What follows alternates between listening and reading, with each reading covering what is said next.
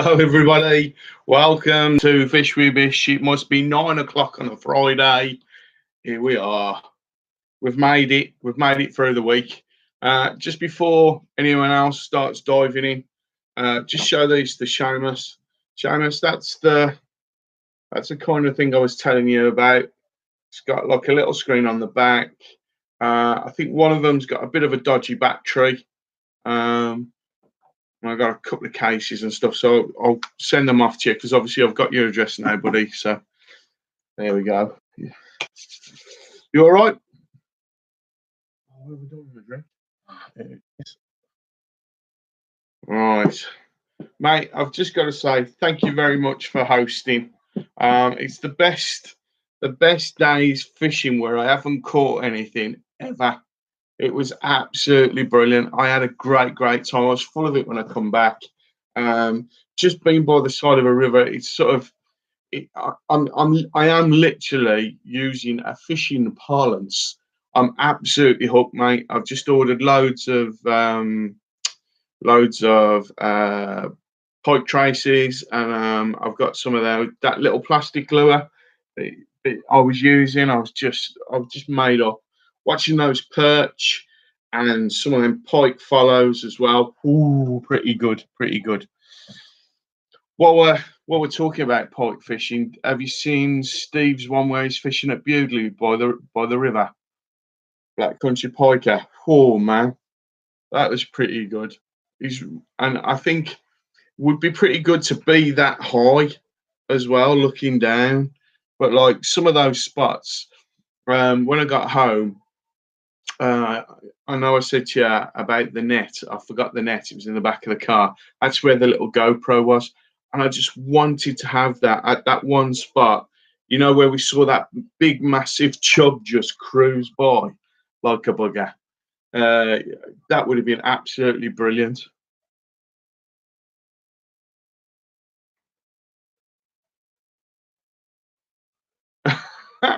All right then, mate. No problem. Yeah, mate. When you're ready, basically, when you're ready, let me know. As I say, I'm always free, and I can make it on a Saturday or a Saturday definitely. A Wednesday, not a Wednesday, because I struggled driving, to be honest. On a Thursday, Friday, Saturday, I could do. So just when you're ready, maybe when it's to get a bit colder in the season and stuff like that. But absolutely brilliant. I hope your first day at the new job went well as well. I was thinking about you, buddy. I've been doing 5 minute Fridays type of stuff today. I've been doing some how to make rigs up and stuff like that. So no, it's always just me and you, mate. So we could just have a proper chinwag. I'm sure some of the other guys will drop in a bit anyway. But I know we was having that conversation about the subscribers, and I was saying about I might go into a few of those let's grow, let's go type of things. And I might do it because I went from 481. I'm down to 478 now, and you keep producing content, I keep uploading content, and it's just very stagnant, very stagnant. But no, I appreciate what you were saying about it's one video that can make or break it, and I was hoping that Steve had come in because I wanted to ask him if he had a particular video that sort of just started it and whatever. So yeah, it's I've seen Athena's new video as well. That's quite good. Um, and I still don't know how you're getting them. How you seen the snakes and the lizards and stuff like that. I know she said you were too slow to get the lizards, but that slow worm, was it slow worm? That close up picture of the slow worm, awesome stuff, mate. Absolutely brilliant stuff. But I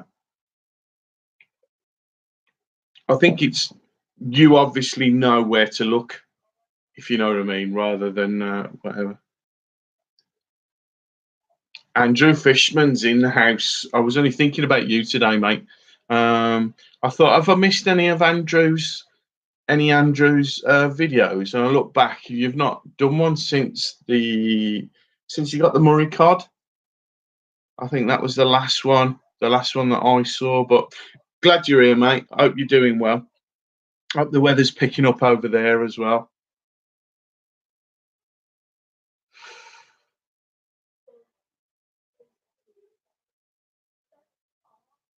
Yeah, yeah, Andrew. I don't know if you caught the part of the conversation there between me and Seamus.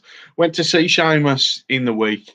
I went to some absolutely brilliant spots, and it was genuinely, it was one of the best days fishing I've ever had where I haven't caught anything. We went to some awesome spots. We saw some great fish and some great follows from pike and perch. Some really chunky perch there were as well. But just wasn't for one reason or another not able to catch them. But I had such a brilliant time. I'm absolutely hooked on it now, and I've got to have a go. Aaron's in the house. How you doing, Aaron? Fishing in a mankini at Huntington would be the vid to break it, Bish. You have more subs. Yeah. Yeah. We'll have to a mankini. All right. Mate, Andrew, I'm just playing a little bit of catch up here, guys. Andrew saying he has some footage for a video, but need a external hard drive to do anything his HD's for. Mate, I'm exactly the same. My computer, if you imagine like that's full, my computer's up here somewhere. So I have to keep dropping everything into external hard drives before I can do anything. Yeah, it's but genuinely, Andrew, I am hooked on it now. I am hooked on it now. So much so, I've just ordered loads of pike traces and a few soft lures as well from Wish. I don't know if you do that in Australia, but really, really cheap. I've only paid the postage on them and got some good stuff. But when me and Seamus went fishing as well, some spots the I could have jumped the stream, the brook, if you like, but it was about probably 2 3 foot deep in this one part. And as we were there, this chub of about, I don't know, Seamus, what do you think, 5 6 pound, come just cruising past us.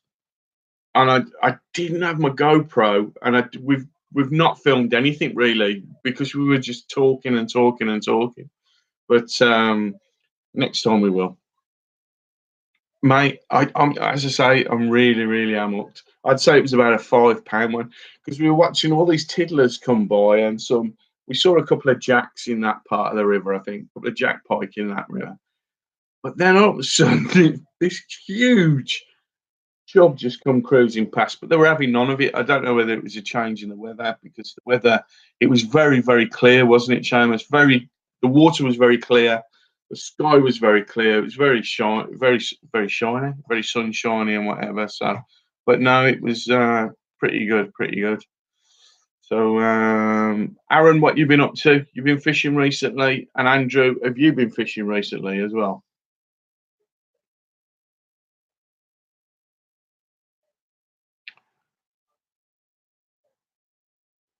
Yeah, it's sight fishing, mate. It blows your mind.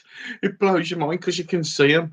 And when I obviously getting used to flicking a rod back out again, and I got caught in a couple of trees and whatever. We went to this one spot towards the end of the day, and it was a lovely spot, and it was very shallow in front of us, and then sort of dropped away towards a wall. So for me, that was brilliant because I got chance to cast and cast and cast. I hit the wall a few times and it dropped down, but then I was managing to just get it before the wall and stuff like that. And I just absolutely, it was brilliant. It was brilliant for catching no fish. It was brilliant.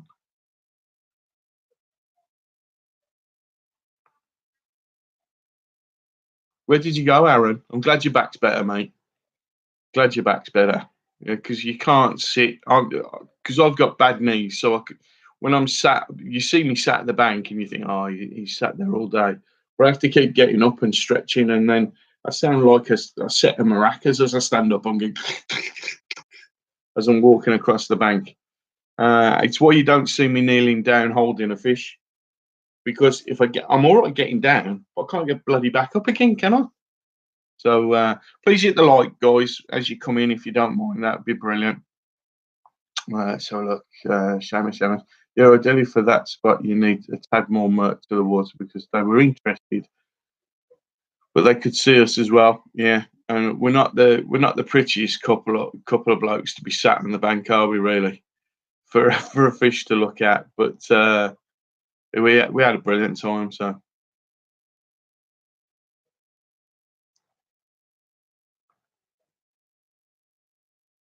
yeah, yeah. I mean, it's like I tell you what, I enjoyed Andrew as well, which obviously I don't do in my fishing because the, the thing with pole fishing, and Aaron will tell you this, the thing with pole fishing is you're trying to draw the fish to you. But on that, I was trying to cast to the fish, or just off to the side, or just in front, and whatever. And that was yeah, he did. It was first cast, I think, wasn't it, Seamus? We saw that you saw that jack, went for it. Excuse me, went for it, hooked it, and then the bloody thing come off. But there was some classic roach there as well, weren't there, Seamus? Some big roach. So we tried a bit of bread. I even put a float on, and I think it was. I've got all my hands up, and I think it was my fault. Because Seamus did say to me, bring some maggots," and I'm convinced if we took some maggots, Seamus would have caught something, don't you? I think so. I think we'd have caught something with maggots. We'd have certainly have had some of those roach, even if it was just some of them small roach. Would have had them, especially on that bit that was up by the weir, just down from the weir. That was me aside by Earlswood last Sunday. Had a good day. I paid for the first time. I had a load of carp and crucians. Yeah, is this was it you, Aaron, or was it Mike who was telling me about that place at Mearside? It's literally right by Earlswood, isn't it? Just round the back of it. And he's got a couple of lakes there. And he said that I do apologise, Aaron, if it was you, but I think it might have been Mike Tyson who said that he'd been there and suggested it.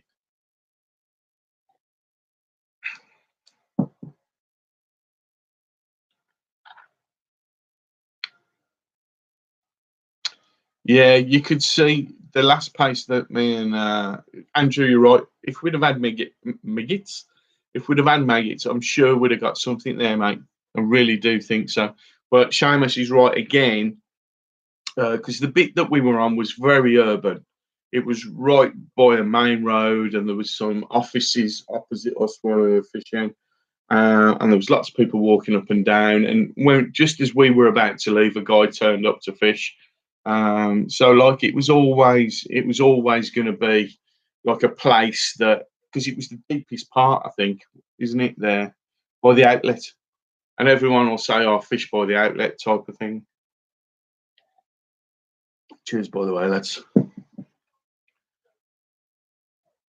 Yeah, Aaron, fishing at that Mearside place. I've had a look at that, and I think next time, maybe not this week, because I'm actually fishing this week at we're not sure yet, but I think it's going to be a place called Wassell Grove, which is by me, and I'm going to actually target perch. So I'm going to take some casters and some worms and maggots, and literally just go for some perch again there. But I'm going to drop a camera underwater because the one I want to fish is quite clear. So I'm going to have an underwater camera and see if I can angle it upwards and see if we can get some nice shots. So let's have a look. Mate, I saw that. If anyone doesn't know, I've got to applaud Seamus. He's actually got the rights to a little section of river right by him, and well deserved, mate. I saw the video today because I did a lot of catching up on videos while I was doing stuff around the house. And I saw Seamus's video today. He's got his own little stretch of river, and fair play to him. He's not changed the water course as such, but he's put a couple of rocks in to back it up. So you've got a bit of flow so that the fish can actually get past this one part. And he cleans it up every time he goes. God bless him, and his daughter as well, and Athena. So I applaud them both for that. And fair play to you, mate. You wasn't really, because I think I could see by the video, the first part of the video, you were very angry, and on the second part, you were almost apologizing for the first part of the video because you were so angry. But mate, you were right. If people want to come in and they want to fish, let them come in and fish. But the only thing, like I said in my comment, the only thing you should leave when you go fishing is your footprints of where you've been. Just take all the rubbish with you. It's not hard. You've bought it with you. Take it home with you. Let's have a look. I'm just sorry. I'm just catching up because I'm having a rant with Seamus there. Yeah, if no one's seen Andrew Fishman's videos, there's this lovely place he fishes, a lake. And is it a church opposite when I've seen that? I'm sure that's a church opposite, but that is, I'd call it urban because the banks are concrete, but it's a very open space, a very open space. Been with Mike a couple of times there. Never had a bad day. He is at his sister's wedding today, so don't hear get on tonight. Well, that's not good enough, Aaron. I'm afraid that's not good enough. You can't say a wedding is a good excuse to miss fish with Bish on there. But no, God bless him. I don't think Mike's missed one yet. But no, fair play to him. Fair play. I hope he's having a nice time. There's no excuses for missing Bish. I said that, Andrew. I said that. Jazz Andrew Athena has got a channel. It's Athena's Adventures, and I think I might be wrong, Seamus, but is the icon little black and white picture of Athena? Brilliant, brilliant. She's so natural in front of the camera.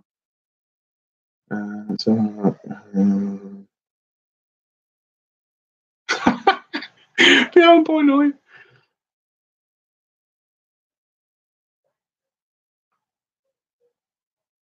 Yeah, Andrew, you hit the nail on the head.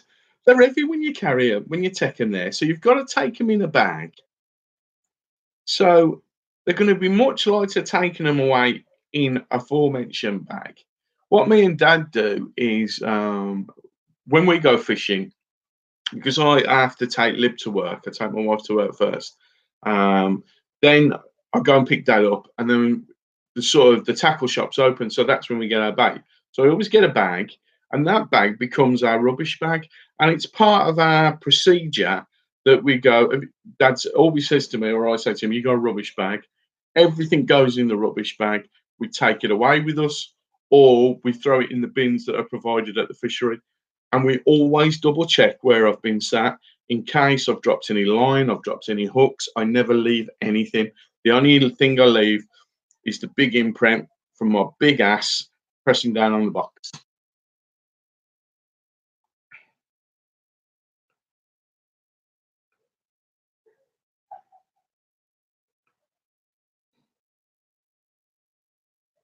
Yeah, it's a little round black and white icon, Andrew. Of a lovely little picture of Athena, but it's a good one. It's a good one.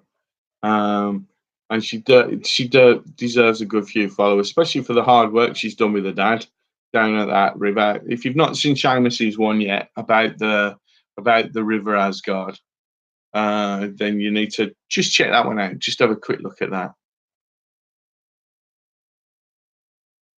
Yeah, that I think, Aaron. I mean, this is probably more a problem for me, you, and Mike, where people open the tins and leave them and whatever. What I tend to do is not with corn, because I get a frozen bag of corn and leave it out overnight, and then it's ready for me, and then me and Spartacus share it.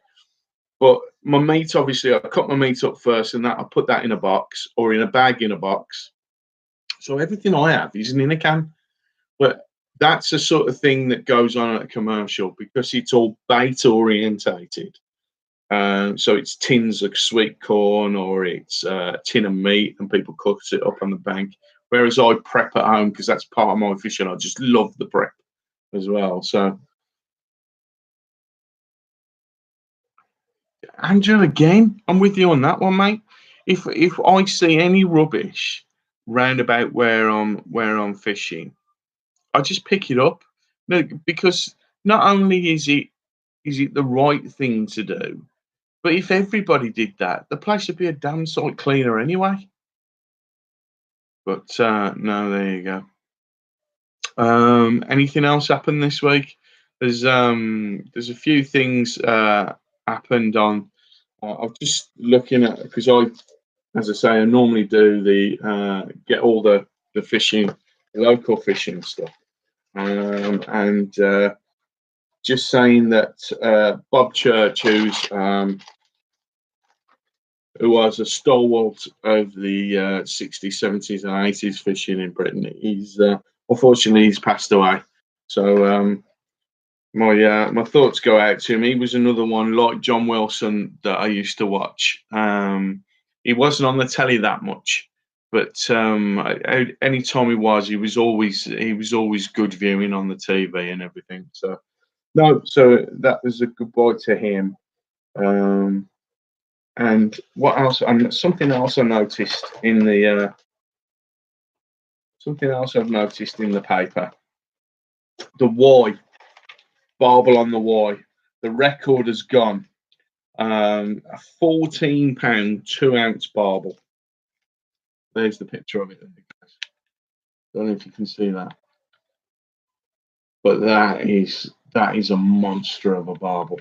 And he's beat it by 3 ounces. So whew, that's pretty cool. That is, mate. Aaron, I'm just going to catch up with this now. Now I've just done that a little bit there, but I'll just catch up with you guys on here. Um, Aaron's asking me how am I getting on with the meat cutter. Aaron, it's brilliant. It's absolutely brilliant because my old one was the one with the wires and done up with screws, so they'd stretch the wire across and then you pushed it through. With this one, they're actually blades. You can take the blades out. Everything sort of almost comes apart, and you can put it in the dishwasher. It's dishwasher safe. So no, it's absolutely easy to clean. Absolutely easy to clean. And as I say, because I enjoyed the prep so much, that's part of my prep. Is doing the meat in the morning, and then sorry, the meat the night before, put it in a bag, drop it in the fridge. But yeah, the Matt meat cutter, mate. I can't emphasize how good it is because the blades are separate. Um, you can buy a new set of blades if you want. I went for the 8mm. Did I go for the 8mm? Yeah, I went for the 8mm cubes, but you can get a 10mm one and you can get a 6mm one as well. And that, pretty good. So if you're doing, because the roach pick them up as well. I've had perch on the meat as well. Chub like it, barbel will have it. Obviously, the carp will have it. But then, if you're troubled with the smaller fish, then or you're targeting the bigger fish, then you want to go for a 10 mil, which is like a centimeter cubed, which is quite big. But you know what carp are like? They'll have anything, absolutely anything.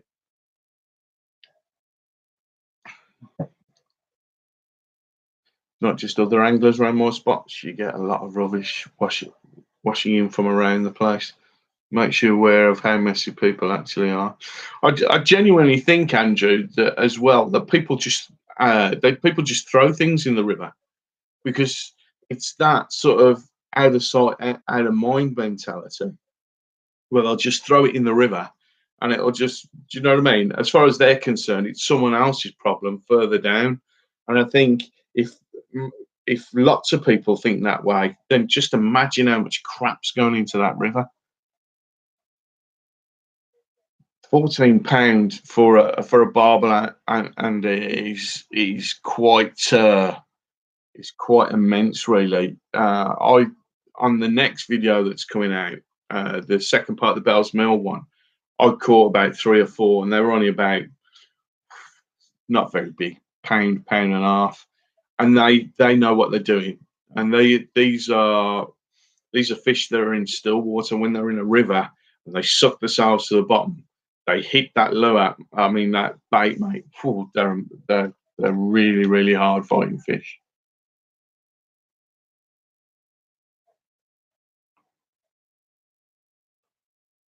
Yeah, I've still got my wire one. I've promised it to my cousin Pete because you spend ages after like trying to get it out with a fork because you don't cut it out properly.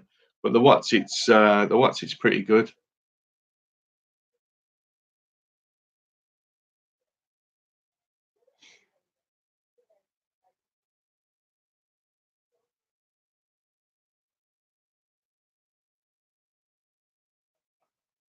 Yeah, plastic bottles and tennis balls are the worst things because obviously they're full of air, so they don't sink where they hit. They go sort of along. Do you know what I mean? And they'll go for miles and miles and miles. And I'm sure this is why there's so much plastic, like plastic bottles and anything that's sort of foamy, like flip flops or anything like that, just end out in the sea eventually. So no, it's not good.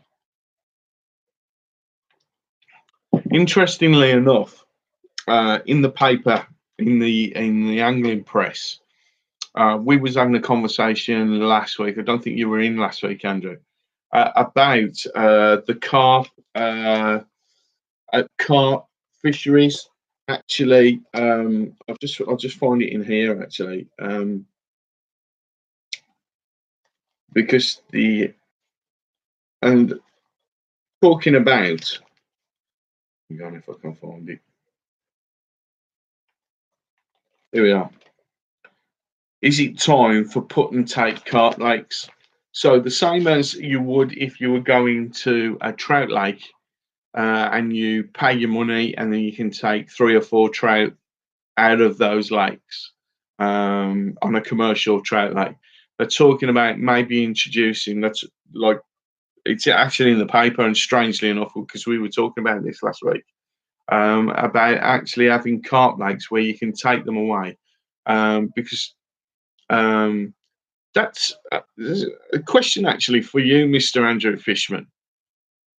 Doesn't do you not take the carp home, or I know you don't because you like to put them back, but do people not take them home and eat them? I know they do with the redfin with the perch, but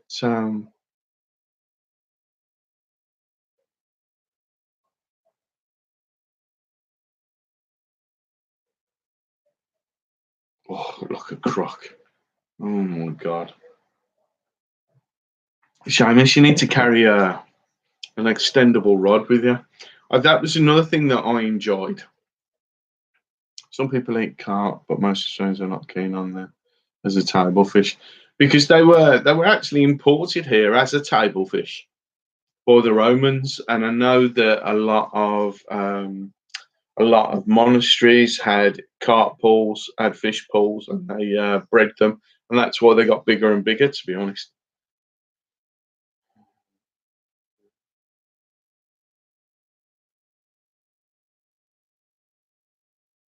oh, bet that killed you, then it shown us. Absolutely killed you watching that fish cruise, boy. But yeah, it's a strange one. Aaron, was you in last week? I can't remember, but I think me and Mike were saying, and Adrian from Marchison were saying that we weren't sure about whether we could actually do that, whether we could actually knock a carp on the head. No, isn't it stupid, really, that well, because I love fish and I'll tuck into salmon, I'll tuck into batter, tuna, uh, trout, and I love it. I love it all. But the thought of actually doing a carp, sort of, I actually did ponder on doing a video about not a catch and cook because obviously there's nowhere local that you could do that. But I was thinking about doing cook a carp, but I get loads of hate mail. It's an option. It's an option. Curries and stews and stuff. They were brought here for the table fish also, and then they just decimated our neighbour, and then yeah,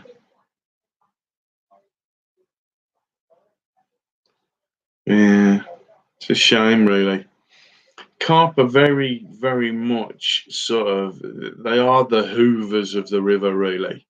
And they'll just go around and they'll just vacuum everything up. They'll have, and this is why you need so much bait out there. It's why I can get away with dropping loads of pellets in or loads of, and it's gone within minutes. And this is why you have to do little and often. This is why we fish little and often all the time. So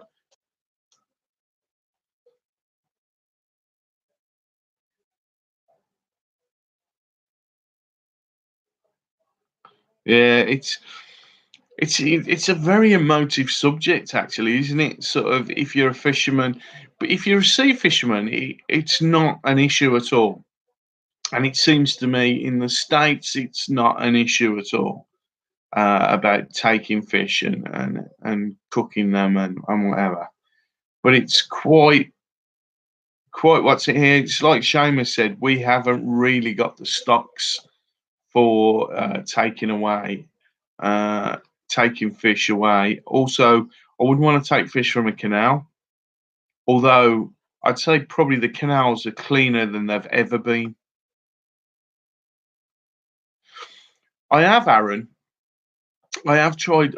I'm not a great fan of paste. I know you've just said you had some success at Meerside, but I'm not a great fan of paste purely because I like to know. I like to know that the bait's still on. And me being the way I am, when I'm fishing, you can't really see it on the videos because it tends to be when I lift. When I lift the pole, it's normally to strike, and then hopefully there's a fish on.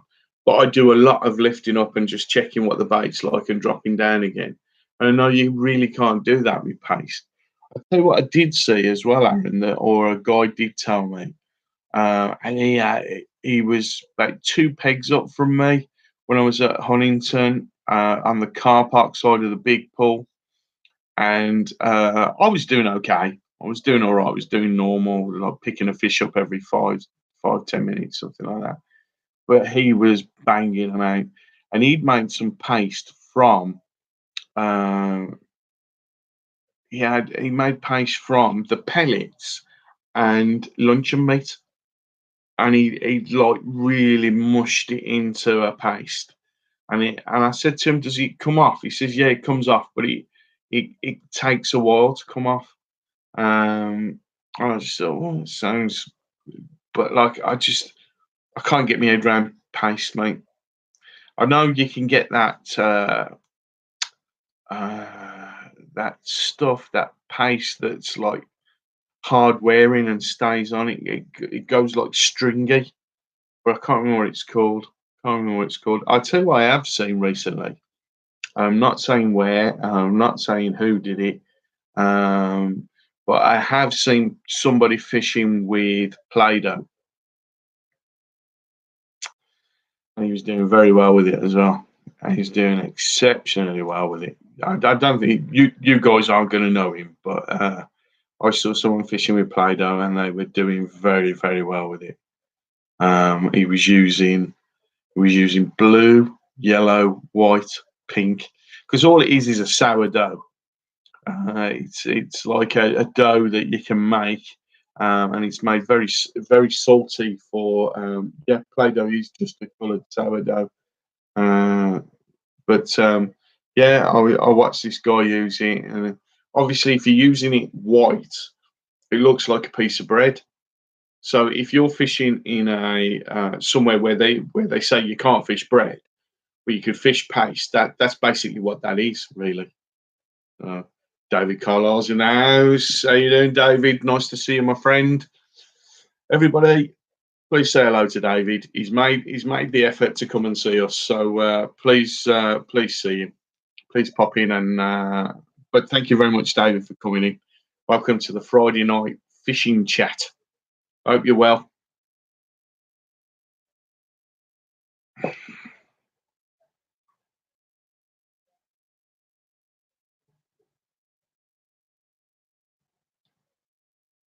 Yeah, yeah, Seamus. I tell you what they do as well. Where eh, in the commercials as well, they wreck the banks. So on a river, they're going to do exactly. Thank you, David. They're going to do exactly the same uh, on a river as they do in a commercial. What they do is when they're spawning, when they're searching for food, they root about on the edges. So they wear the edges of they wear the edges of a river away, and they undercut the bank, and then the bank falls in. They have it on commercials where they undercut where the pegs are if there's a paving slab. Sometimes the paving slabs fall in, especially when people are sat on them. So they are quite destructive fish, really. Um, let's see what Aaron's up to. All I did was empty a bag of micros into a bait box. Fill it so the water was quarter inch for the pellets, left it for 2 hours, and emptied it out. And knead it like bread, put in a bag overnight in the fridge. Mmm. See, that's an option, putting it in like kneading it like bread before you go. Because I do the same with my micro pellets when I'm on the bank. So I cover them very slightly over with water. I only leave them for about a minute or so, and then I drain the water off so they're damp, so I can squidge them together to throw them out. Because I use them like a ground bait, which we were saying last week. Because on commercials they say you can't use ground bait, but you can use their micros. Use the micros like a ground bait, basically, to what's it an area, to bait an area up. So, but yeah, drop in the margin. Aaron, did you use a proper pace float? You know, the ones with the high tops. Was you um, striking on the lift, or was you actually waiting for it to go? Was it good enough that it went? Do you know what I mean? You know what I'm saying? Yeah. I can't argue with you, Andrew. Really, I can't argue with you. We can just in an afternoon we could destroy a habitat that's been around for millions of years. I think probably more so for you guys in Australia. There's got to be areas that's been barely touched, and then someone can go in and destroy that area, as I say, a matter of minutes with a digger or whatever. Whereas most of our country's been dug over and whatever because we're so small.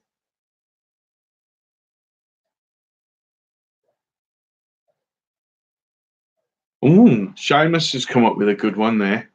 Yeah, Seamus has come up with a good one. Right, guys, let's have a look then. Let's have a food chat. So it doesn't have to necessarily be like a fishy type food, but what is your favourite food? Seamus is saying that he loves seafood, and that means all seafood, including seaweed. I'm with you on that on the seaweed, and I'm probably with you actually on the favourite food. My favourite food is anything that's got a hard shell. So except for land snails, where I'll eat periwinks, whelks, prawns, lobsters, crayfish, crab. There's nothing better than crab's claws, and you break them up and get the meat out. That for me is lovely. And close to that would be a chicken tikka kebab meat and chips. Oh, yeah, that's normally my go-to meal on a Thursday night or a Wednesday night when I come back from fishing because I haven't got a chance to cook. Yeah, they can do that, Andrew, can't they? And then, like, it could be a piece of Piece of land about the size of that that's never been trod on by a human. No Aborigines been there, no white man, nobody's been on that bit, and then they'll just drive over and it's completely gone in an afternoon or even an hour. All right. Oh, lamb. Oh, see, this is gonna make me. I'm gonna second guess myself now. Lamb, a good ham. Oh my god, sausage or passive burger. So for God's sake, no, I'm sticking with crab. Oh, minted lamb burger, guys. That's. I mean, look at me. You've only got to look at me on the bank, and you know that I'm gonna like my food. But oh, good hamburger. Oh, McDonald's. I don't particularly like McDonald's or Burger King, whatever, except for the McDonald's sausage and egg McMuffin. Oh, sausage and egg McMuffin meal, especially early in the morning when you get there and they've got the hash brown is fresh and the black coffee. Oh my god. Oh, yeah, it's only that one, Andrew. It's only that one. I can't. I've got to hold my hand up for that one. Happy Fishing UK, as in, are you my friend? Hope you're well. We're talking about favourite meals. I don't know. We've gone off on a tangent. It's Seamus's fault, this one, and he's making everybody's mouth water. Tell us, buddy, what you been up to this week, and what's your favourite food? Well, I've changed my mind about 4 times. I started off with crab meat or any of the sort of shellfish like that, crab meat, crayfish tails as well. Oh, I can see why Robbie and RKJ got their nets for the crayfish. For the oh yes, for the yabbies. Mm, yeah, I do like that. I do like that. Oh, it's making me hungry now. Making me hungry. But I have been tempted by the minted lamb burger. Actually, the sausages. Is anyone with me on this one with the sausages? With Richmond sausages are my favourite. You can forget all those fancy pants ones that the butchers keep coming up with, and they put all these extra flavours and all that kind of thing in. Now Richmond sausages. Oh no! So everything is favourite now. Oh my goodness me! Oh, you better get out on the bank as well soon, then, my friend. Or a nice pie. Oh,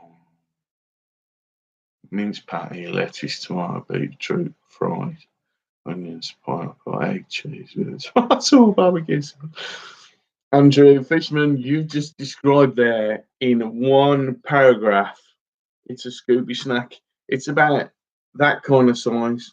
We were talking about this actually the other week about when you take a picture of a fish, and your best bet is to if you watch how I do it, I do tend to hold the fish a little bit closer to the camera. But if you look at that, how big that is, and then you get it closer, look how big that is now. But no, but that's how big your burger would be with all that stuff on it, friend. All right. Oh, True North Anglers in. Good day, mate. Greetings from Canada. How you doing, my friend? Oh, are you I mean, in Canada now, is it starting to get a bit colder? I don't know on the weather front when you start to get your cold snap starting to come in. Hope you're okay. Happy you're going to be. How are you, buddy? That sounds delicious, Andrew. It does sound. Mm,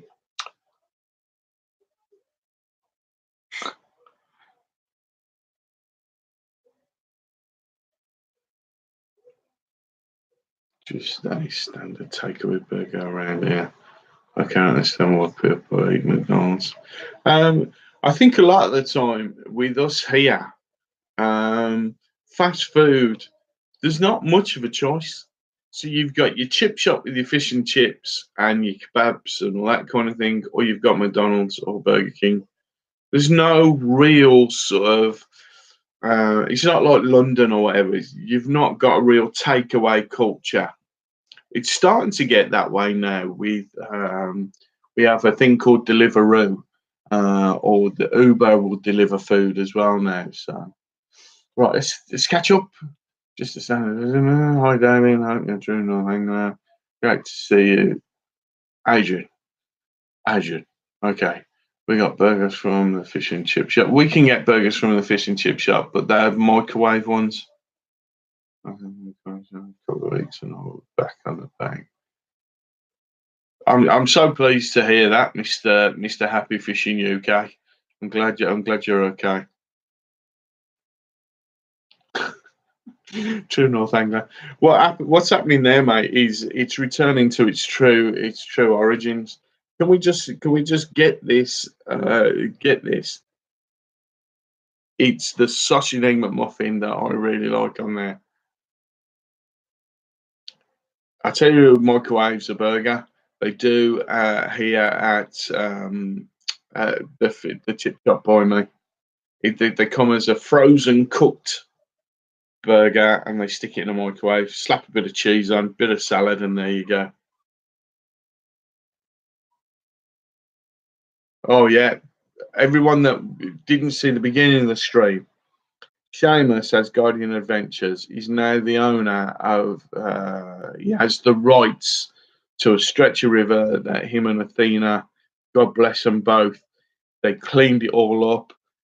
He hasn't changed the course of the river, but he's actually changed some of the rocks and how they're in the river. It's not a very wide river. It's not very deep. So in actual fact, what he's done is he's moved a couple of rocks and made it a lot easier for the fish to move up and down, and it's made it a much better spot. And he spends ages cleaning it up as well. So that is absolutely brilliant.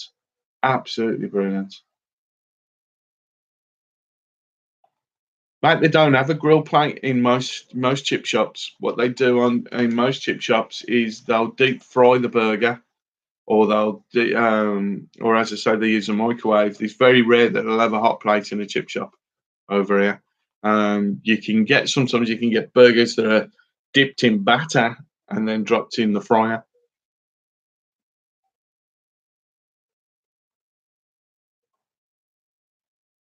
Andrew Fishman, I bet you will, mate. If ever you come over, we'll all sort of gather together. We'll all get together, mate.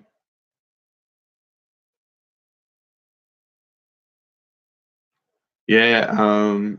Also, those of you who don't know, I went over to see Seamus on Wednesday, and I had one of the best days I've had in a long, long time. Um, I've got to be honest, I never caught a fish. Seamus hooked one, and it came off, but we saw some beautiful fish, some big perch. That Seamus, just tell him how big them perch were that we saw, and I will be going over to see him again. But I'm absolutely hooked on trying to catch pike and perch now with lures, so I'll be out there. I've had a word with Steve, the Black Country Piker, today, and I'm going to see if I can hook up with him because he's a little bit closer. And poor old Seamus has got himself a new job, and he's going to be under the cosh for a while. Yeah, they were little tank perch. They were sort of, but Seamus, it was very odd, wasn't it? It didn't matter how close we got the lure, where we put the lure, how fast, how slow, and it wasn't just me; it was Seamus as well. They just, we had a couple of follows, didn't we? But that was it, really. They weren't really interested. As I say, the water was extremely clear, which made it absolutely excruciating because we could see these fish and not get them interested, and not come towards the bait at all. So no, it's I had a brilliant day though. I just really thank you, Seamus. It's opened my eyes to a different part of fishing because I don't know if Aaron's still in. You become very focused on the style of fishing that you do.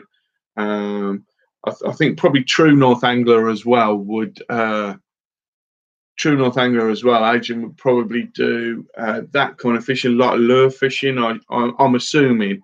So you'd sort of you've got the bug anyway.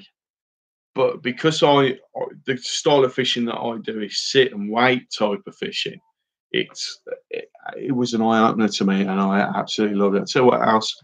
I've ordered some little lures, ones that Seamus showed me. I've got my hooks. Seamus, you can't have those lures and stuff now. I'm having a look at them and seeing if I can use them myself. I've ordered some traces, and I've got myself a folding net as well. So yeah, I'll be there.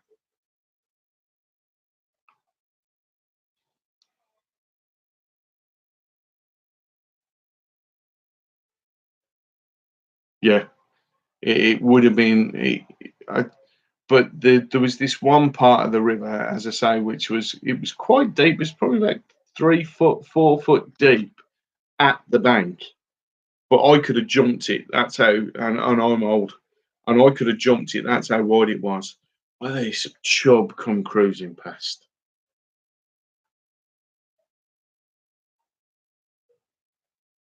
Mate, Aaron, if ever have you been to Bell's Mill? I know I keep going on about Bell's Mill because it's one of my favourite places to go. But he owns a stretch of the canal there. You can park at Bell's Mill, and there's a 10-yard walk because his fishery runs alongside the canal. So there's a lovely place to park, and you can get onto the canal there. You pay him £2.50. You got 2.5 miles. You can just get down and flick a rod out at. And if ever you're about, mate, I'd go with you. I'd go with you. I'd leave.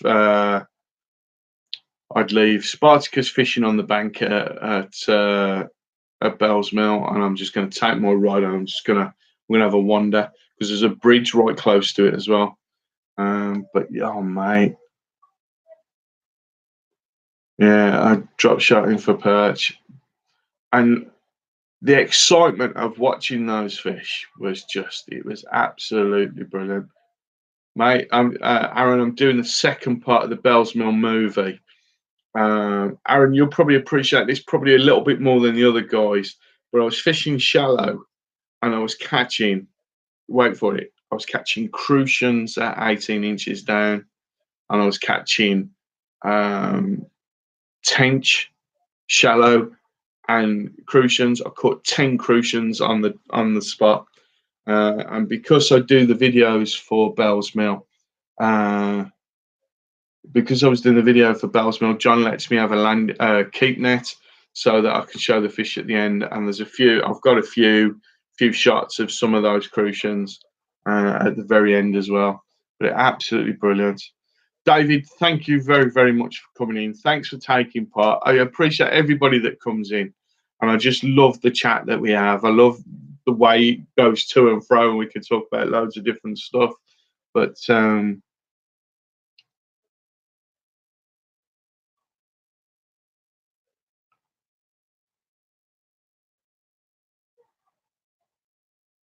let's have a look. Not sure because both pike and perch love it in more stretches. Jig works best for Happy Fishing UK as well. Vibes or blades, are those the ones that spin as they go through? So you have a separate blade to the hook. Is that what we're saying, Andrew? I think. Yeah, bye, David. Thank you very, very, very, very much for coming in. I appreciate everybody who comes in. Don't feel you've got to stay, but please do, because we have a great chat. I love the chats we have. So,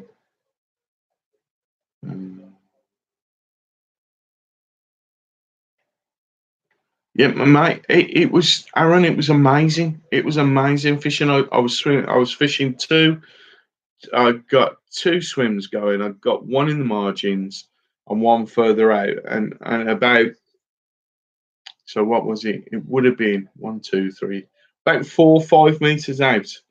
It was about 5 meters out, and I was fishing on the bottom when I first started, and I was feeding down in the margin, and then I noticed the margins moving, and this was only about half an hour after I got there. So I thought, oh, I'll have a go down there because I wanted to use the bubble camera.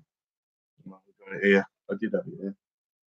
I was using the bubble camera. I don't know if anyone's seen the 5 Minute Friday video, but I explained some of the things that I use when I go fishing. Um, and I thought, oh, well, I can use that camera, so I'll have a go there. So I was catching loads there, and then I went back out. I was resting that because it went a bit slow. Went out again to the 5 meter spot, and I was still fishing hard on the bottom because I've been feeding it very slowly. Stupidly, I've been throwing out instead of potting in. So there was stuff falling through the water. And then when I put my first one out and I dropped a pot of food in, I was getting swirls straight away. So I thought to myself, they're up in the water. So I changed the rig, and put a new top kit out. And I was fishing probably about that much. I started off a lot deeper and brought it up and brought it up, and then I found them, and then it was just crucian, tench, tench, and then there was some carp there as well. I had a couple of decent roach as well, but they're all on the video, and it'll go up probably Sunday, possibly Monday. So I've been doing a lot of filming today, and I've got some stuff to do tomorrow as well. Well, let me catch up. To turn the noses and to work a better. Picky fish is what it is. Yeah.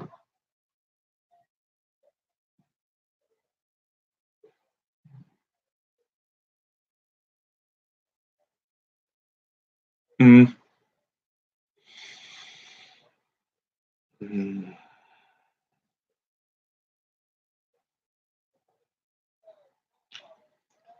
Yeah. Having been with Seamus and he was using the jigs, the action, because the water was so clear and I could see the action of them, I could see why they work so well.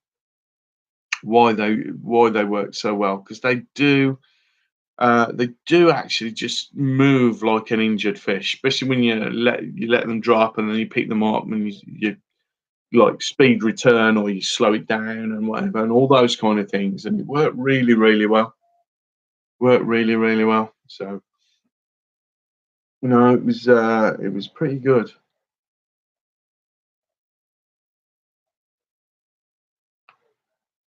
I can see the bigger fish going for them, and maybe not the smaller redfin.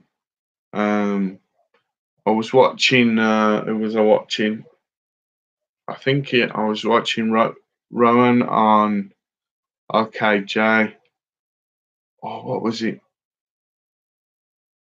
And he was using. Was he using that? He changed his lure from one to the other, and as soon as he changed it, he got a bite almost instantly. And he couldn't work out whether it was the. I'm going back a bit now. These are one of his videos from before, and he couldn't work out whether it was the color or the action. And I'm not sure whether because obviously it's not my expertise. This I'm not sure whether it's the action, the color, the shape, or the flash of the retrieve of a lure that gets them excited. Really, that I think they're either hungry or they're not, and then it's what excites the eye, I suppose. So. Aaron, I'm not sure. I'm not sure we're fishing this week. We could possibly be doing. Now, now I've got this thing going on with a love affair with me rod and me reel. I might actually fish. Sort of thinking Wassell Grove full perch with my rod and a reel. Obviously, I can't use a jig, can't use a lure. So what I'm thinking is fishing light with casters, maggots, and worm. Because people don't believe me that on a commercial, you can actually target perch. And it worked on the last video I did there. At peg 8 or 9 on the bottom pool, and I can't remember what the bottom pool's called. I'm sorry, but it's at Wassell Grove. We might be going there. I don't know. All depends on the weather this week. To be honest, I've not looked at the weather this week at all.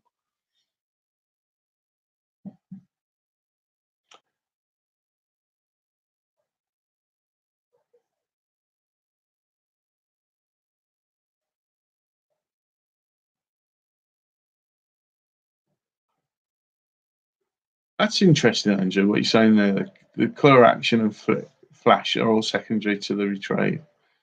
The rules of thumb like dark water, dark lure, but those are based on visibility to people. Yeah, yeah. Because who's to say? But obviously that's come about because people have been more successful with dark lures in dark water. I wonder if that's the reason behind that sort of rule of thumb. Because they tend to these kind of things come around because people have had some success at some point doing that thing. Very retrieve, plenty of pause and directions change. I can see that as well because you're sort of wanting to imitate an injured or a damaged fish. I would have thought. So yeah, I could see that why that would work because having watched like when unfortunately when little perch swallow a hook, you can't get the hook out properly. Sometimes they get damaged and they die. As they are dying on the top of the water, the diving, they're coming back up, the diving coming back up, moving fast, moving slow, that kind of thing. So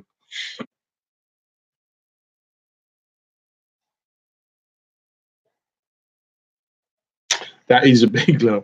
Seamus actually got the jackpot lure out, and that was quite good. Next week, I'll bring into the house the I don't know if I've shown you before, but the pike lure I've got. The It's got to be a big pike to take this though, but it's a perch of that big. The perch is lure, rubber lure. I'll show you that. I'll bring that in. Um,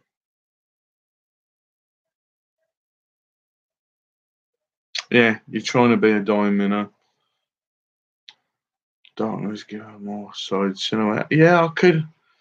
Yeah, I suppose if you've got dark water, especially if the pike is below or the predator is below that lure and he's looking up towards the sky, that probably would work. But because sort of taking it on a little bit further, that's why great whites are dark on the top and white underneath. So the silhouette, if they're white or light underneath, you can't see them as well.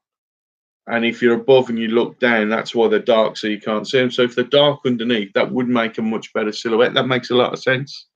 A lot of sense.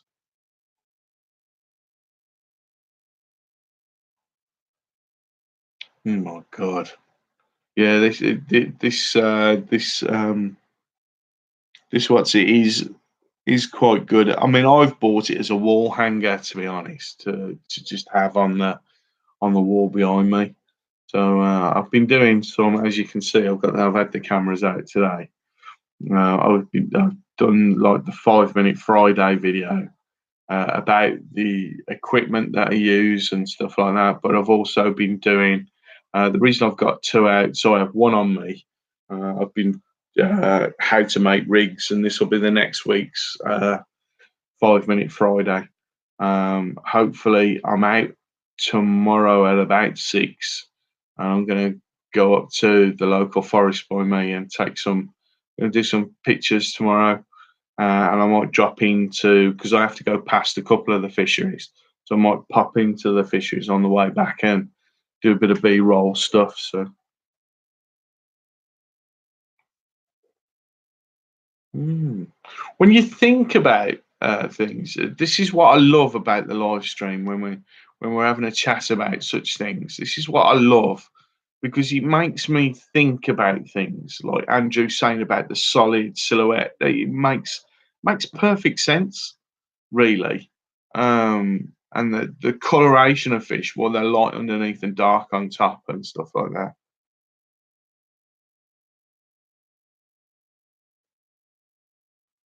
Bloody hell. Wake snakes. Bloody hell. That's going to be a big fish to take that. Or have they got ideas above their station? Just cheers, guys. Oh. I tell you what, thank you very much, fellas, for making this really interesting conversation. I quite like the fact we've gone. I mean, it's quite predator heavy this evening because that's where I've been this week talking to Seamus. So it's been quite predator heavy, and I've been over to see Seamus and some of the places that he fishes, and I can see why he's successful at what he does. I wasn't successful. Probably didn't know that he had me in tow as a big galoot, spoiling the fishing spots because he was casting out, I was casting out. Um, but I can see why that's such good spots. People would ignore those spots as well. If I hadn't seen those fish, I'd have just walked straight past that and thought it was just a little brook. Do you know what I mean? And not even got a rod out or whatever. But fair play to Seamus for spotting that and the potential of it as well. So, do you know what, Aaron? If you're still in, the more I think about it, the more I'm thinking I might try somewhere new. So I might try Mearside. Might try Mearside. Do you reckon I could get the drone up there? What's the guy like who runs it? Is he quite amenable or what's he like?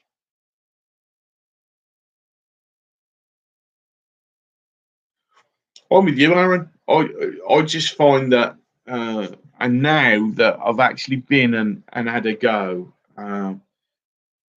just the thought of hooking into something just makes me feel, oh, that I want to do it. That's all. Series about being a fish.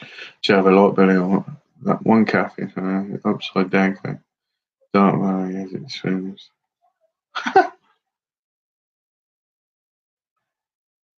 Wow, That's some brilliant information there, Mr. Fishman. You are the professor. I'm going to call you Professor Fishman.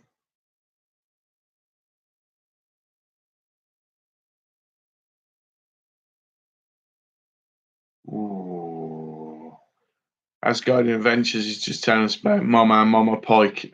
She's a big girl, big girl. She's probably queen of that stretch of the river. She's took a rat from underneath. No, never be. I think that's why I've not done it for a while. Why I've not done it, Seamus, is because it's one of those things. Because I've never done it, it's that you want to be with someone who has done it to have a go at doing it. That make any sense at all? I think it does.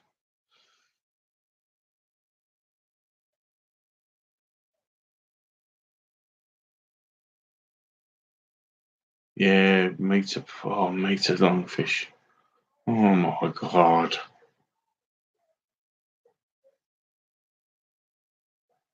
Yeah, I've sort of I've noticed that. I watched, as I say, I watched one of Steve's videos today, the Black Country Piker, and he was down. I think he was down at Bewdley, fishing the River Severn, the mighty River Severn by us, and he caught about 5 or 6 pike that day, and they seemed to. He was fishing quite high. He was quite high on a bank, and then having to go down to go and get the fish. You know what Steve's like. He's sort of welfare for the fish is uppermost in his mind. But they seem to the explosive take of the lure is brilliant to watch. And then he sort of plays the fish for a couple of minutes, and then it goes. And I think it's that explosive attack really that takes it out of them, and then they give up a little bit um, until they see the net. I've noticed on some predator fish and some pike, um, but Steve wasn't having difficulty bringing them in.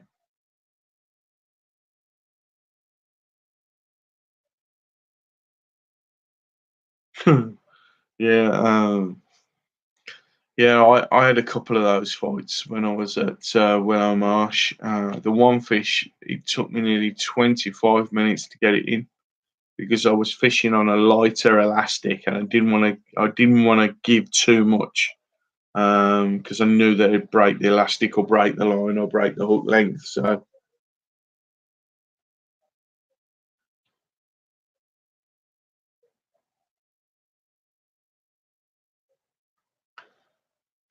thank you, Professor Fishman, again. That's good info. That is.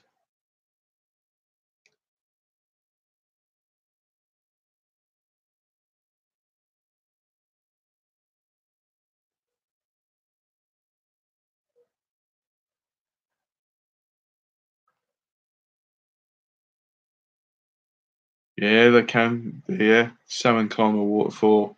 Yeah,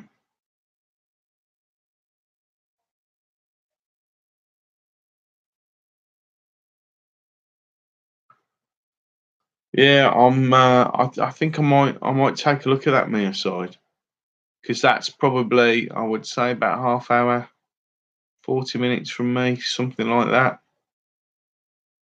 I tend not to go that side of town if I can get away with it in the week because I have to pick Lib up with the car.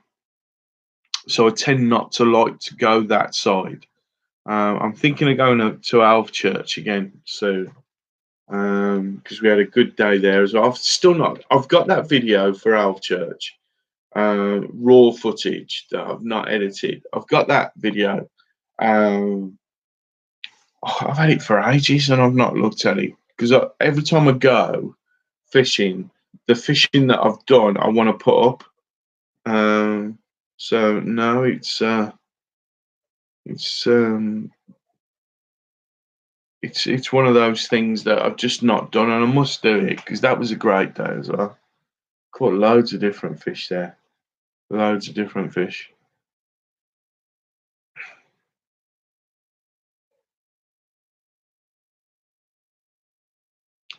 You don't know anything till you fish for a barbel, Andrew. I've got to be honest with you. They fight like you wouldn't believe.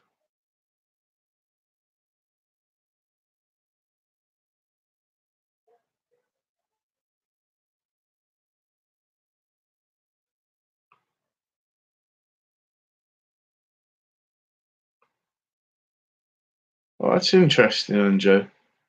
You don't find them in dried up pools. Yeah, so yeah. I think this is probably why carp do so well because they've got the drive to survive. If you know what I mean, I should copyright some of these sayings. They have got the drive to survive, and they really and that's why they become such a pest in a lot of countries. So talk amongst yourselves for a second.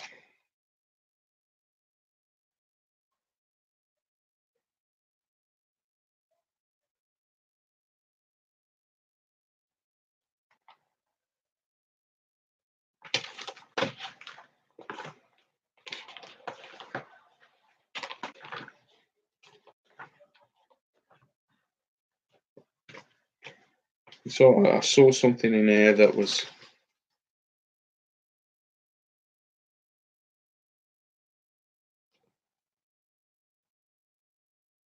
That's what I wanted to say. Aaron brought up an interesting thing. There's this when we were talking about what's it? I'm not sponsored by these or anything, but this here, this is like a paste, and I was thinking about giving this a go because if you look, You can do it as a feed. You can actually mold it into shapes and put it on the hook. And I just thought, oh, this is quite interesting. It's just something that reminded me when he was talking about paste. Anyway, and if you can get on the M42, well, it's only about 1 junction and then 5 minutes and about 2 minutes on Bish. Yeah, I did. Don't know about that. I've actually fished the canal up by Hopwood, and I had a good day there on a competition. So not, but oh, here we go, Professor Fishman. He's beat me there. He's had another one. They have the drive, not only the drive to survive, but to thrive.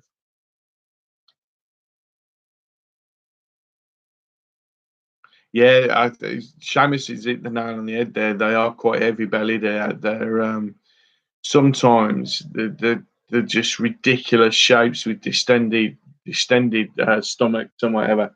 They're a bit like me, really.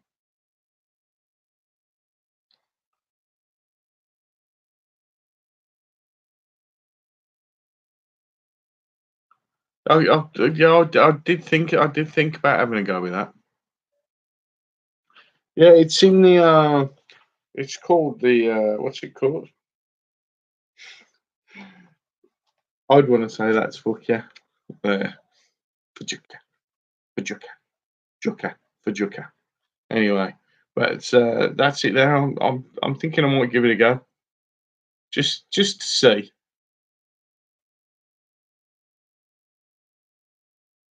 Just to see what it's like.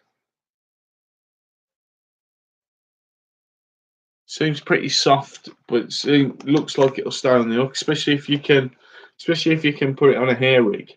That looks quite good, or band it through maybe.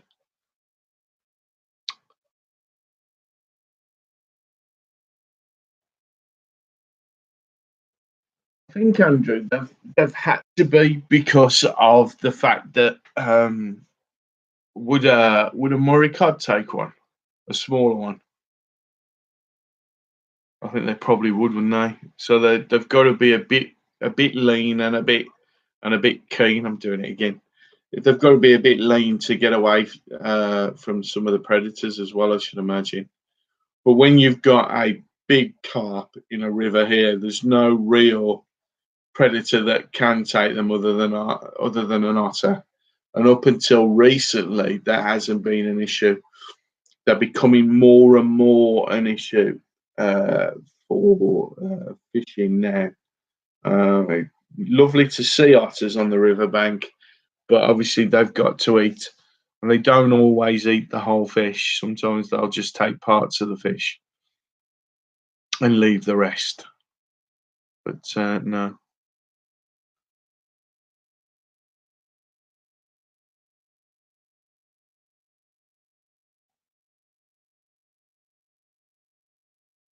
yeah, yeah, they are sort of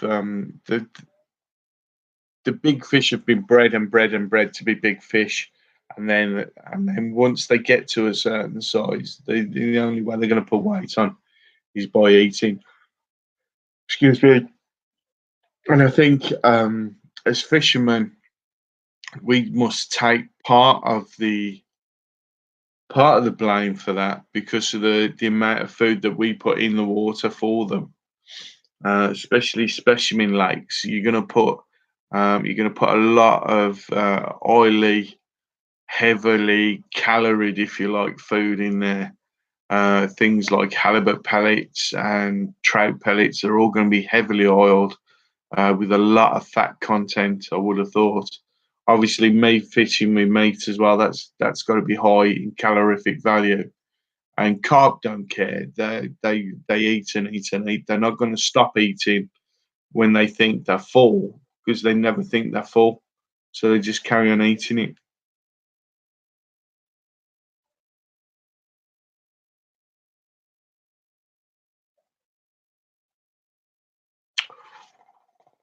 Yeah, and I think that sort of almost proves the point there, Andrew, that they've got to be a little bit sort of wary and a little bit on the slim side to get away from them.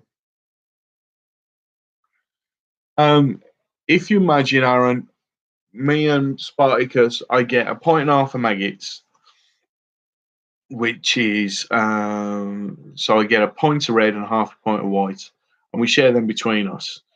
Spartacus tends to have more of the maggots than I do because I just tend to use them because I don't want to blank. So I use them at the beginning of a fish so that as I say, I don't blank, and then I tend to move to pellets.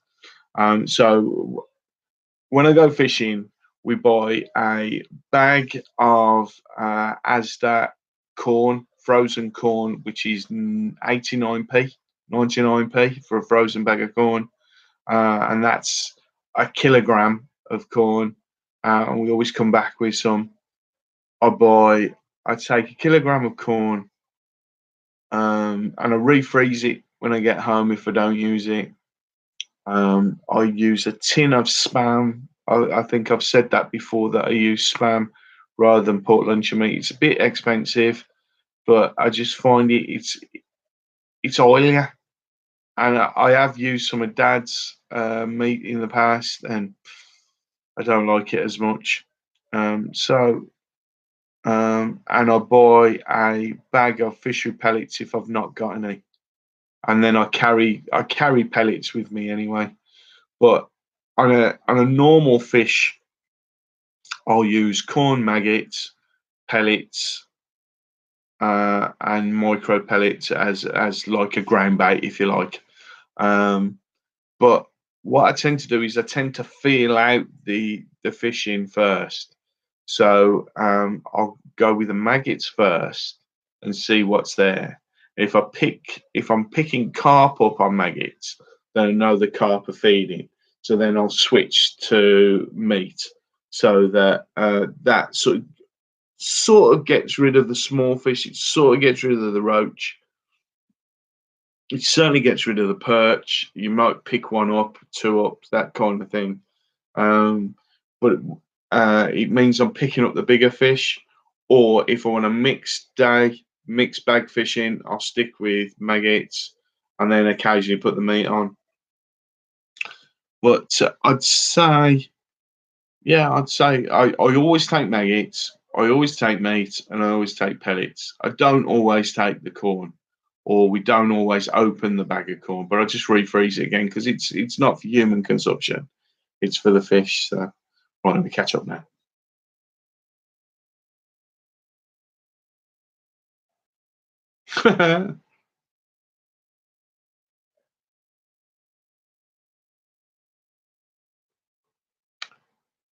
Thank you very much, Seamus, for coming in. I'm sort of thinking we're at 122. I am going to sort of end it in the next couple of minutes. So thank you very, very much for coming in. Andrew, I appreciate the fact that you're getting up for this. Aaron, again, thanks very much for staying with us. We'll have to tell Mike that we've been talking about him, the whole what's it. But guys, actually, I think I am going to end it here because I'm starting to get a bit of a sore throat. Oh no! Oh no, Steve, you fool! You've come in now. Steve, been talking about you today, mate. Um, the I just wanted to say to you about the fishing in the middle of Bewdley.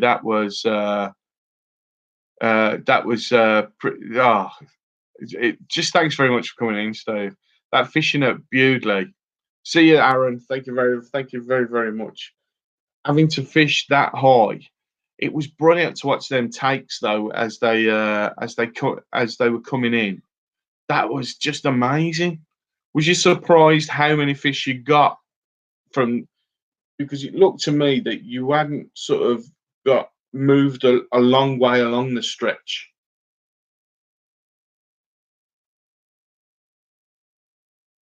It didn't look like you'd had to walk a long way either side. So no, I am hooked now. After going over to see Seamus, I've got to get out there.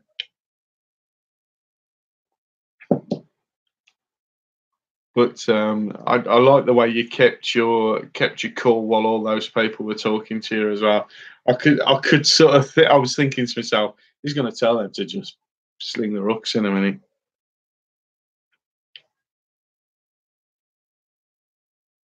But it was a good day's fishing. That was, mate. Absolute cracking day's fishing. I was very impressed. Very very impressed. But yeah, I've just been saying, yeah, I'll have it for tea. Just sod off. But no, as I say, I've just ordered some pike traces and some lures off Wish. So no, I'll be having a go down at. I think I'll start my perch and pike career down at Bell's Mill because I know it, and I've seen some spots that I think to myself, "Oh, that looks quite good." But when I went over to see Seamus this week, didn't film hardly anything at all. I think I just filmed him falling over. But the water, mate, was so clear, and you could see the buggers. You could see the well. That's what I'm after, mate. I'm going to park at Bell's Mill, and then I'm gonna just walk that up towards the glassworks. You know where I'm talking about. So I'll walk in that direction, and there's a couple of places up there. There's the bridge as you come out of the car park, and then there's the turning spot as well, just as you're coming up. So I'm gonna give it a go with some jigs. I think just just basically because that's what I got used to using. But when I was with Seamus, mate, the water he's got there is absolutely brilliant. You wouldn't think they were there, and there's some tank uh, perch as well. Good couple of pound they were. Yeah, yeah, that's it. The Horsefields, just down from the cricket club, I think. No, not the cricket club. Where am I now? Yes, the Horsefields that actually come down to the edge of the canal, aren't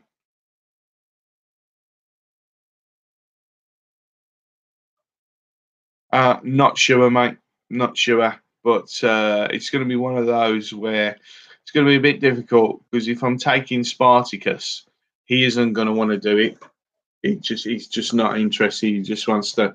But what I might be able to do is plonk him down by the bridge, down by Bell's Mill or at Bell's Mill, and I just go on a wander and see what I can do. But yeah, I'm sort of I really want to have a go. Something else I wanted to ask you, Steve. At what point, and Andrew, if you're still in as well, uh, was there a particular, because I'm thinking about like subscribers and things like that, was there a particular video that sort of did it for you? Was the one that all of a sudden people just started taking notice, or was it a slow, because I know you've been on for quite a while, was it a slow, gradual sort of pick up on the subscribers, or was there a point where all of a sudden you just jumped by a couple of hundred? Excuse me. And if so, what was that video so I can have a look? Because it's yeah, yeah. I just wondered if there was one where you actually sort of did a I don't know I don't know how to describe it.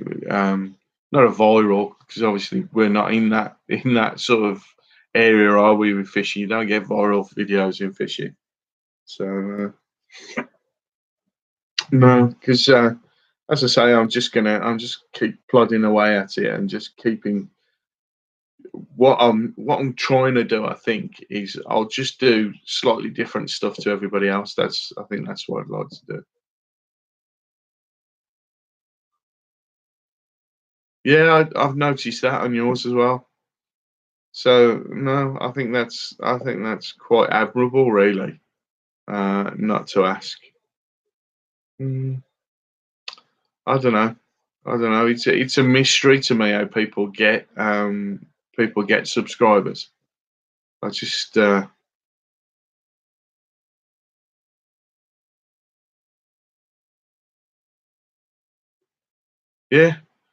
I'm the same with you, Andrew. I understand why Steve gets quite good viewing figures because when you're doing the predator stuff and you're doing the lure fishing, it's quite an active type of fishing.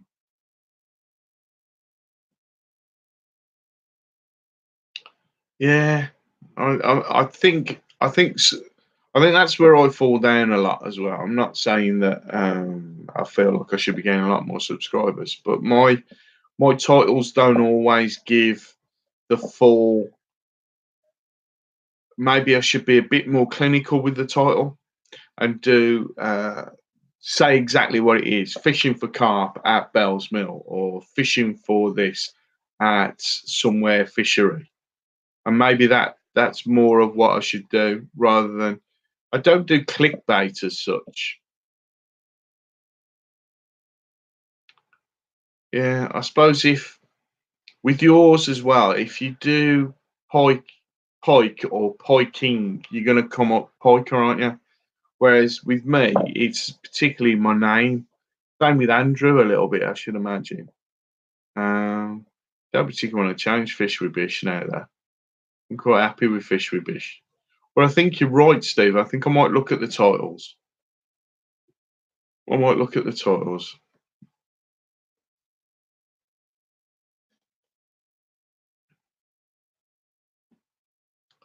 on the editing section as well. What do you mean the editing section, Steve? Because I always put tags on. But is you mean on the title part?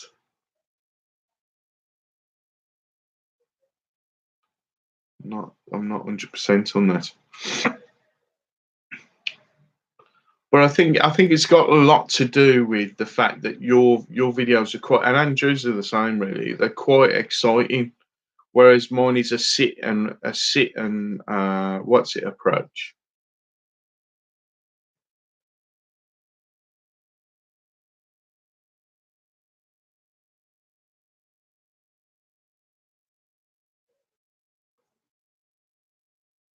Yeah, I got you. I see what you're saying.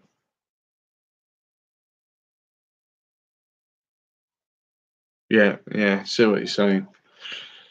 Yeah. Well, where are we? We're an hour and a half. I've got to be up at 6 tomorrow. Well, R5, I've got to be up tomorrow. So I'm out filming. So I'm gonna have to go. I love Vincent.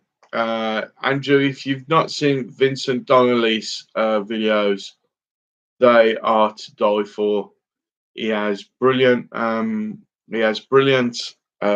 footage. He has brilliant ideas. He plays his own music. He's a comedian. He's an all rounder.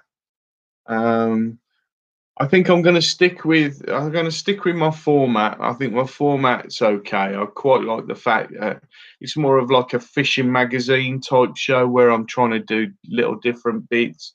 So putting the drone up, using the bubble camera. I've got the new one where I'm going to be putting the 3 meter selfie stick up in the air so that you can see the look down. So that might be a different aspect as well. Yeah, Robbie as well. I think. What is his channel name? I think it's Vincent Donnelly. Vincent Donnelly, Irish guy. He's a brilliant, brilliant channel, and he's a smashing guy. You'd actually, Andrew, you'd love him. You would really love that guy. He does a lot. He's mainly trout fishing that he does, and he goes out on a boat on a big loch over in Ireland. Yeah, Robbie Fishing's the same, and Andrew, I'm sure Andrew will back me up on that. Robbie's is pretty good.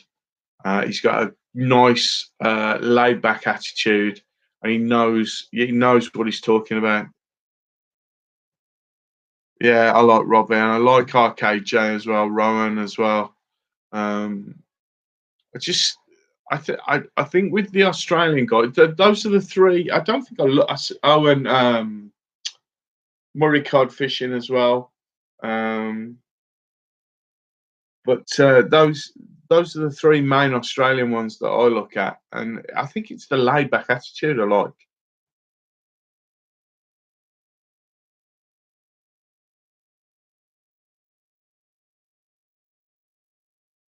Murray crab, that's it. Murray crab fishing as well.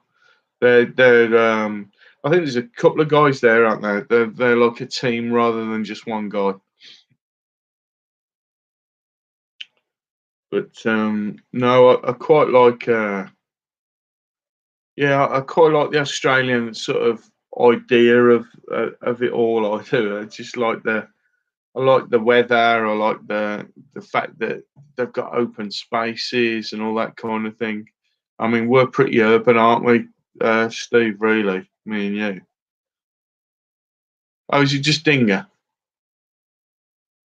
Yeah, because I put him on the Australian news channel, didn't I?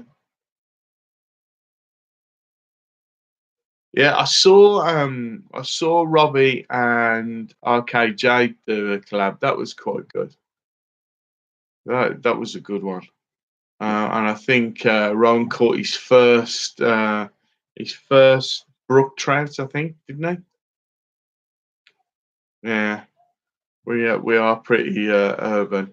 I tend to not be as urban as you purely because I'm on commercial fisheries, so that do you know what I mean? You sort of by definition you're in the middle of a field rather than walking along a canal.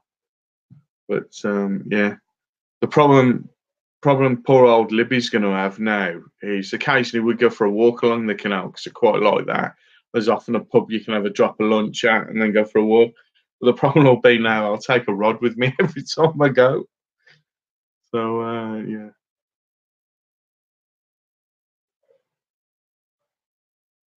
peaky biking. Haven't they got a Isn't there a YouTube channel called Peaky Pikey?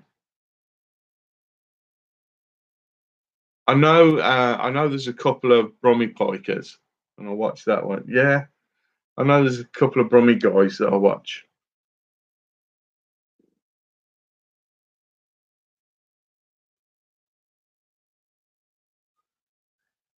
Yeah, Hakesy. No, no, I don't. Andrew, has he got a channel? Hawksy. No, I'll have to have a look. I'll have to have a look. I've not seen that,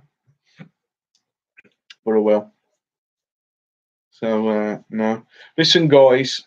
I know Steve, you've just come in, but unfortunately, I'm gonna have to go, mate. Because as I say, I'm up tomorrow. Another of the Victor. I'll check him out. Actually, Andrew, I will check him out and have a look. Listen, you two fellas. Thank you very very much for coming in. Steve, thanks for making time after you've got in from work. But absolutely brilliant. Steve, just something very quickly because I don't know whether you saw this last week. But at Bell's Mill Fishery, they do fishing days for kids, which are free for the kids. And they have a professional coach there as well. Shows them how to use the pole. Just something that you might want to do with the girls. And I think they'll probably enjoy it. Give you a chance to have a look at the fishery as well, because you know where it is. Give you a chance to have a look at the fishery, and obviously it's free for the girls and everything. It'd be a good idea. Nice idea. You have a great week, guys. And I'll probably see you on your videos and making comments and everything. Steve, I've caught up with yours this week, so you'll probably see a few comments off me. So. Yeah, see you real soon, guys. And I'm going to end the stream, and there's that awkward bit where it doesn't end, and it asks me, am I sure? Yes, I'm sure. End it. Bye, guys.